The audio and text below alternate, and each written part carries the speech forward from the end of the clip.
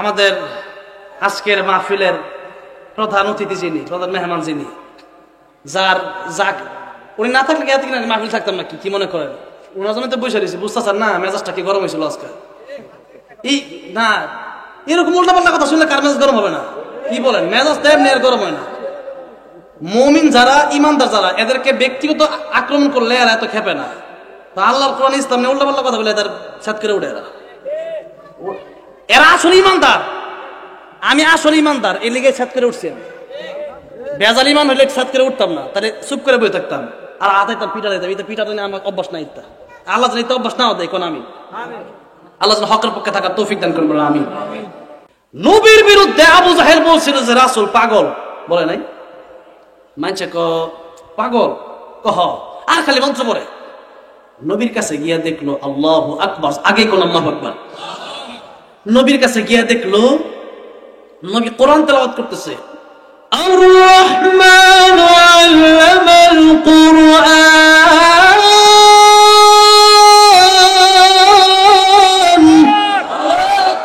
খালাকাল ইনসান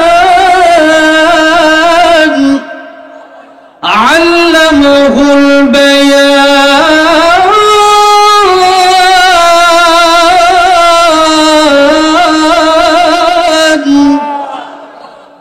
এখন মন্ত্র, হিন্দুদের কোন মন্ত্র আপনারা ইউটিউবে সার্চ দিয়ে দেখেন,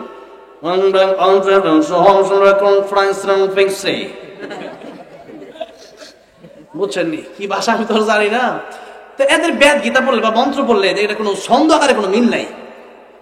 কিন্তু নবীর পড়তেছে আর রহমান আল্লামাল কুরআন খালাকাল ইনসান আল্লামাহুল বায়ান আশ-শামসু ওয়াল কমারু বিহুসবান ওয়ান নাজমু ওয়াশ শাজারু ইয়াসজুদান ওয়াস সামাআ রাফা'াহা ওয়া ওয়াদা'আল মিজান আল্লা তাতগাউ ফিল মিজান ওয়া আকিমুল ওয়াজনা বিল কিসতি ওয়া লা তুখসিরুল মিজান। শেষে খালি কোন অক্ষর নুন, নুন শেষে কোন অক্ষর। কবিতার মতো মিল আছে না নাই? অন্য সূরার দিকে তাকান।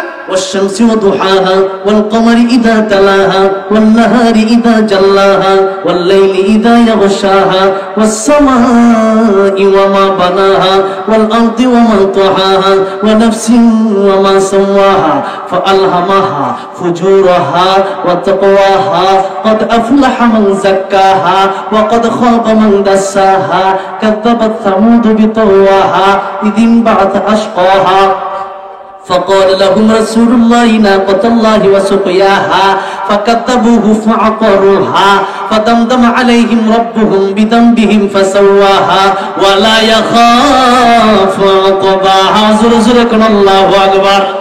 কাফির বেঈমানেরা যেই মাত্র দেখলো আল্লাহর কোরআন নবী যেই জায়গা থেকে পড়ে ওই জায়গা থেকেই মিল আছে।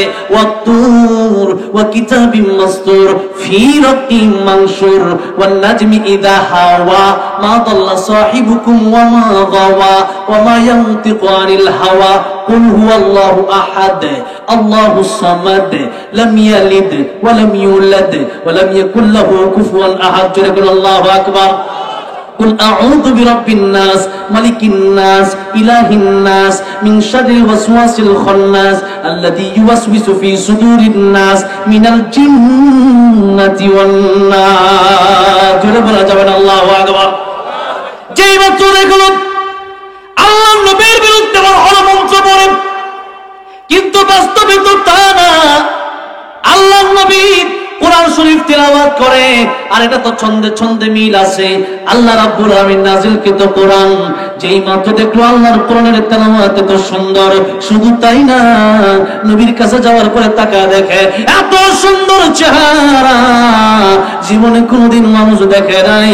নবীর চেহারা দেখে আর নবীর কোরআন তেলাওয়াত শুনে কাছে যাওয়ার পরে যারা আগে শুনছে পাগল মনেও করছে পাগল, এরা কাছে গিয়ে দেখে এর চাইতে উত্তম মানুষ পৃথিবীতে আর হতে পারে না, এর চাইতে সুন্দর মানুষ পৃথিবীতে আর হতে পারে না।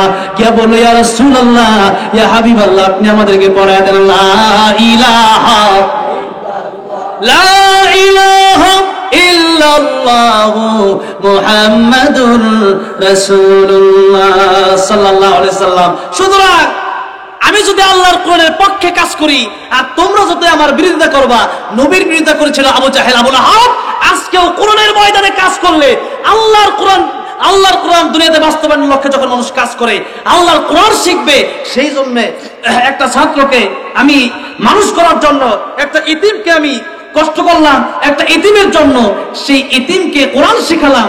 আর মানুষ যদি আমার বিরুদ্ধে অবস্থান নেয়, বলেন তো মানুষ যদি আমাকে দুইটা নিচে টানে, আল্লাহ যদি উপরে টানে, কারটা বাস্তবায়ন হবে? যেরকম কারটা বাস্তবায়ন হবে, আল্লাহটা বাস্তবায়ন হবে।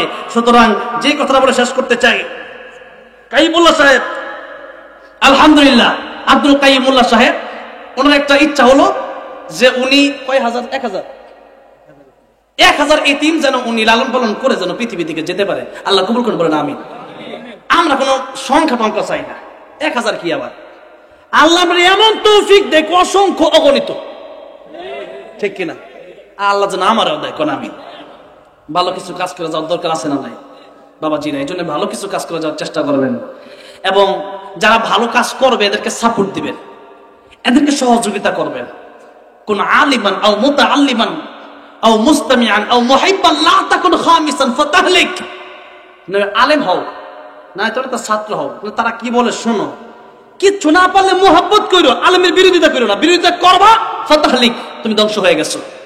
আমার কথা না, নবীজির কথা, নবীজির কথা। এই জন্য আল্লাহ সুবহানাহু ওয়া তাআলা যেন আব্দুল কাইয়ুম মোল্লা সাহেবকে দীর্ঘজীবী করেন, এমন টাকা পয়সা দেন যেন অসংখ্য অগণিত মানুষের জন্য লালন পালন করতে পারে, অসংখ্য অগণিত এই তিনদেরকে, বলেন আমিন।